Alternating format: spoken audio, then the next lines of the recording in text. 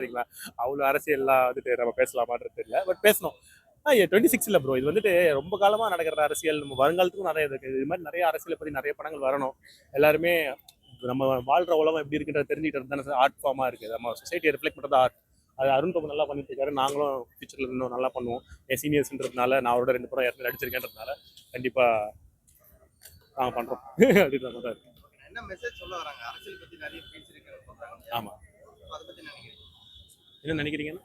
இல்ல அரசியல் பத்தி நிறைய விஷயம் பேசணும்னு சொல்றாங்க இல்லையா? இல்ல அது சொசைட்டியோட ஒரு ரிஃப்ளெக்ஷனா காமிக்கிறாங்க. நமக்கு நெறைய விஷயம் புரியுதுல்ல. இப்போ ஒரு மாரி நம்ம நெறைய விஷயம் இக்னோரா போயிடுவோம் ப்ரோ. நம்ம வந்து நெறைய விஷயம் யோசிக்கவே மாட்டோம். அதெல்லாம் வந்துட்டு நம்ம யோசிக்க வைக்கக்கூடிய ஒரு படமா தான் இருக்கே தவிர்த்து, அவர் சொல்றாருல, சிந்திக்க தெரிஞ்சவன் தான் மனுஷன் ஒரு டைலாக் ஒண்ணு வருது.